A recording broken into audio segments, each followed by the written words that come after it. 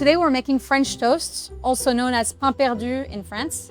Pain perdu means lost bread, usually the accumulation of the bread that you have from the whole week. It's bread that we soak in a custard-like base and serve with salted caramel and a bit of whipped cream. To start making pain perdu, we need to start with bread. Here it's a very traditional brioche. It's really what I would buy growing up. You also don't want the ends because they're quite dry. The idea is you want enough thickness for the custard to soak, but not kind of like deteriorates the interior of the brioche. When you get bread that's extremely fresh and you soak it and cook it, it can completely like disintegrate and become mush. So really try and avoid that by drying your bread for a day. That's the best way to do it. Brioche, I would say, is maybe the most luxurious way of making pain perdu, just because of how it's already a rich bread, full of fat with a lot of butter. You can also use sourdough. A nice milled bread is great. Now that the bread is cut, the most important part is the custard mix. To soak the brioche, always start with eggs and sugar to kind of like froth them and then add your liquid. A custard is a mixture of eggs, sugar, and milk. Here we add also a bit of cream to get a bit more richness, but it's the base of like a crème anglaise, a crème pâtissière. It's the base of a lot of French pastry classics that then kind of are different depending on the ratio of eggs, of cream, of milk. This is what brings the different textures. So once you have your eggs, put your sugar, and the idea is to beat the eggs with the sugar and make sure they get nice and frothy. Vanilla bean, but also, do with what you can. Vanilla bean, if you can get your hands on them, go for it. I know they're expensive, but also you can reuse them in multiple ways. What I love to do is to have a bottle of rum, and I've been putting my vanilla beans for 6 years now. And whenever I don't have vanilla beans, I'll just put a bit of this rum in any of the recipes where I want to flavor with vanilla. And it's just the most decadent flavor you can get. There is like a tip to extract the most out of the vanilla bean. Because it's an expensive purchase, you really want to maximize what you can get. So kind of like just press the vanilla bean and make sure you feel that it's not like dry inside. Then you want to cut it in half, like that. And then take the inside and scrape. Half a vanilla pod is more than enough. You don't want to go too vanilla just because we're also going to put it in the whipped cream. And you want every ingredient to kind of shine and not just have this overpowering vanilla flavor. So you just want to whisk the vanilla, make sure it's broken down and not like one big lump. I'm going to add some milk and cream. And always add a pinch of salt in everything you do.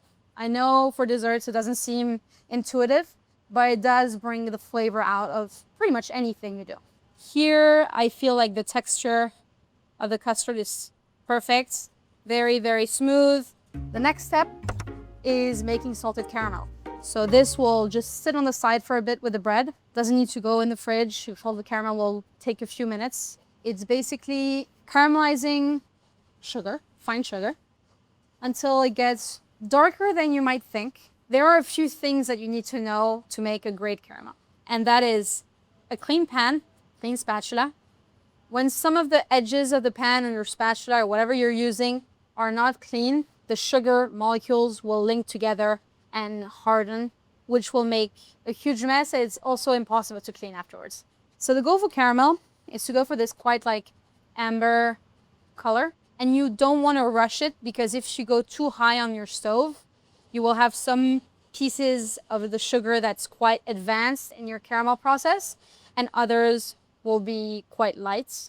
And you want something that's homogeneous. I love this caramel just because of how it reminds me of France. You go to Brittany or Normandy, there is a lot of salted caramel just because it's used with salted butter, which really just gives this ultra comforting taste. So you see the edges are starting to slowly like cook and it's quite even, which is exactly what you want. I'm like on medium heat and you just want to swirl it a bit, move it a bit. Let's do a thing without too much intervention. Fire is not equal everywhere, so you just try and like push it a bit on the side, put the parts that are not as cooked front. See, I feel like this color is where a lot of people stop, but don't forget you're adding fat with cream and butter, which will make your caramel look much lighter. So you really want to push it. I can start smelling like light bitterness. I'm gonna push it a touch more and I'll stop after. Also, if you want your caramel to be lighter, you can. I mean, there's nothing wrong with that, but you won't have this like caramelized notes that I think are so distinctive of salted caramel. And then we're gonna move to a whisk, because as soon as the cream hits, you really wanna incorporate it quite well. Turning it off, bit by bit, be careful. It will be quite intimidating. Whoop. We're just whisking, making sure you're deglazing every little inch of the pan. You want to wait for the caramel to cool down slightly before adding the butter. The only reason is if you add the cold butter in a very, very hot caramel, it can start splitting. So you're not going to cool it completely, but just a touch. The last step is to add butter and fleur de sel. Fleur de sel is a very special salt from France. It's very fine. As weird as it sounds, it doesn't have as much saltiness as kosher salt. It's a bit more of a natural sodium. So it's milder. It has, just a better aftertaste. Bringing a bit of fleur de sel in your caramel will bring layers to your caramel. It's more in the mouthfeel. 2 small pinches of salt. It's important that the butter is in cubes. There's a faster even melting when you cube the butter like that. And you're just gonna do a movement with the pan plus the whisk, which will basically fold the butter in your caramel. As soon as you see no more butter in your caramel, you're good to go. But that is exactly the color that you will get when you get salted caramel in France. Deep, brown, kind of looks like chocolate sauce in a way. And it's this caramelization that's gonna bring complexity. Caramel is done. I'm just gonna put it on the side. And now it's time to get into whipped cream. We have the half vanilla pod that I use for the custard. I'm just gonna scrape the other half so we use everything. You want quite a big whisk for whipping cream. It just has a better aeration and brings a bit more volume when you're whipping. You have the vanilla. I'm gonna add mascarpone cheese. Adding mascarpone will just add a bit more fat content, texture, and just like a bit of more density in your whipped cream.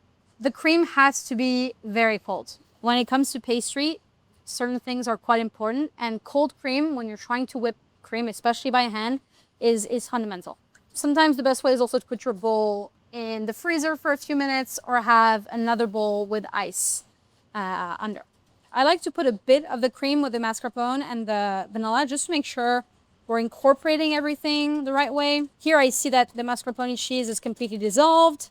The vanilla is nice and dissolved as well. I'm just gonna add more of that cream. That's sugar. Icing sugar is better. I think it's superior for whipped cream. If you don't have the little grainy part of the sugar, it dissolves better. There are different ways of whipping cream. If you do this movement, it's more for sabayon. When I do whipped cream, you can either bring it towards you or push it against you. I've always done pushing against you.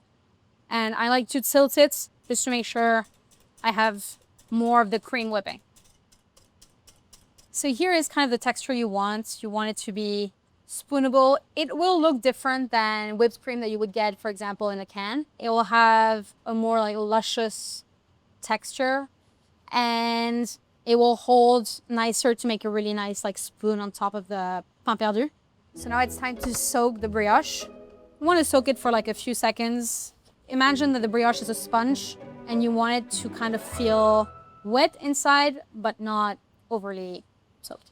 Take a spoon and make sure you're dunking the whole brioche in there, flipping it for a few seconds here and there. You want to really press it down. There are ways to mess it up. Under soaking will make your brioche visually look nice, but the center of the brioche will not be like nice and soaked and obviously custard-like. And if you soak it way too much, it's gonna start breaking the sides and look like mush. Being precise in the kitchen for me is important, even if you're a home cook and you feel you don't need to be as technical as a restaurant chef. Just making it nice is just as important. Here, I feel like the slice is perfectly soaked. You feel like when you're pressing down, there is some liquid coming out of, and that's what you want. You want the custard to feel like it is inside. Now it's time to cook the pain perdu. Cast iron is great. Stainless steel, it's great.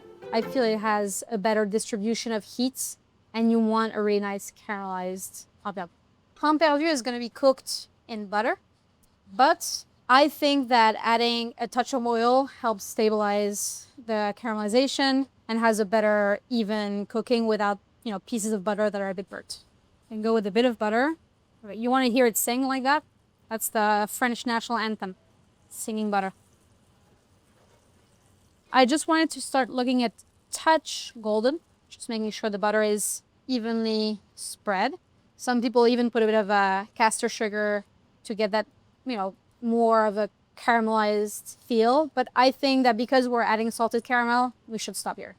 3 pieces. I can really feel how heavy they are just because of the amount of custard that's inside. So I feel like a lot of people think of the outside, the visual side, that yes, looks beautiful, but you have to think that there's eggs and cream, and these things need to cook, and it's part of a thick slice of bread. For that custard to be interesting texturally and not to be just, wet bread in the center, you want that egg to start cooking. So you want to take your time, low and slow, and make sure that the center is cooked like a tarte should be. It's starting to caramelize, but not too much. It's really taking its time, which is exactly what you want.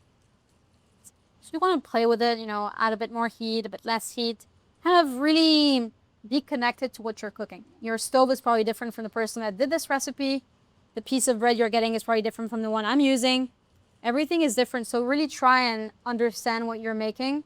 And this will make you a better chef in every aspect, not just for this recipe. This is perfect. This is what you want to get. Add a really nice color for the French toast. So now I'm just gonna bring it a touch lower because we have already a really nice caramelized top. You want the other side to take a bit longer so the custard can cook. I'm gonna add a touch more butter. You don't want to go crazy, brioche is already quite rich. I'm gonna swirl the butter, making sure that every little piece has a bit of it. You add more now because the brioche soaked most of the butter I started with on this side. And you want to make sure both sides get like this decadence from the butter.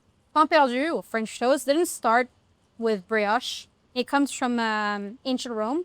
Every country, I think, has worked around, leftover bread.